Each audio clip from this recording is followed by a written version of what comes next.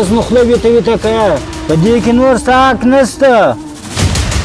په دا میراث کې خو دم حق کېږي نو ته ولې دا حق خورې داسې د یوې ګولې واس نه لرو اوس په زړه کې دې رحم نشته مخامخ دا حق خورې انستونه مستونه دې جوړ کړه سره واچوه په دغه کاکا جان سلام علیکم. وعلیکم سلام. کاکا جان زه پوهېږم چې ته به زما په لیدلو ښه پاڅېږه. ډېر مجبوره یم. مورجانه مې ډېره مریضه ده. دلته مې ډېر ډاکټرانو ته واوښتل دوا یې وکړلې هغو جواب راکول ښار ته یې بوځه. زه د یوې ګولې ډوډۍ وس نه لرم نو زه به دوا څنګه په وکړم. ګوره بشیر هره ورځ چې راځې یو نوې کیسه جوړوې. ستا پلار ژوندی هم بیا دغسې بانې کولې. پلار به دې هلته په باغچه کې د سایې لاندې پروت و کې چیرې پیسې ګټلې وای خو اوس به تا مصرفولی.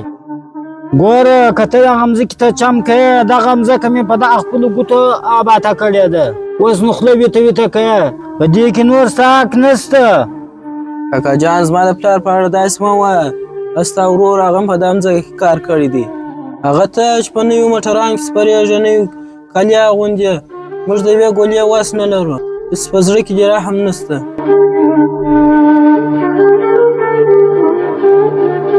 السلام علیکم. وعلیکم سلام. څه کیسه ده اواز مالته د باندې رارسېدی او دا یتیم خوراکی ولې سره رېږدي. ته بیا د کومې خوا رالې؟ دی روپۍ راکړه پلار یې خواري نه ده کښلې زه روپۍ د کومې خوا ورکړمه؟ نو ته ولې دا وراره حق خورې؟ دې کې خو دا حق هم سره شته. کله چې د پلار ژوندی په دې مځکې کې کار سره کړی دی خواري یې سره کښلې ده. په دا میراث کې خو دم حق کېږي نو ته ولې دا حق خورې داسې مخامخ دا حق خورې. انستونه مستونه دې جواب ته سره واچوه په دغه ملک چا خواري کښلې ده دغه ملک دغه چا دی. ګوره زحمت ته نه کتل کېږي. دا ملک چې دی په دا ملک کې د دم حق درسره شته. که چیرې سبا ته مړ شې ستا د اولادونو حق بل څوک وخوري. دا ستا اولادونه خوښېږي. اوس وخت د چار دی. اوس دغه هلک مځکه ورکړه.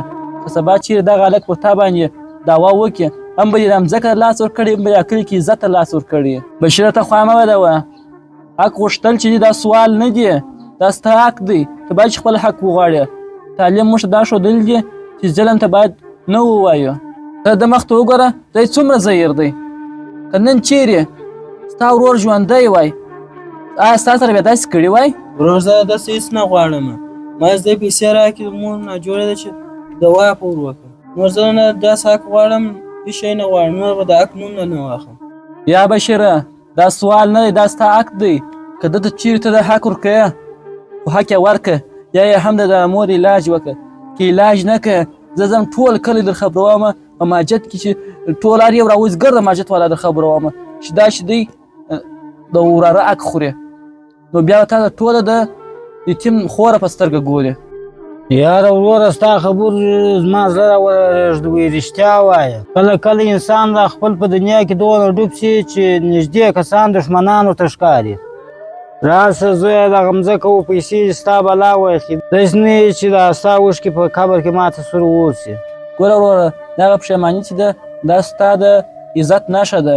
تعلیم او حق تل بریا پیدا کوي.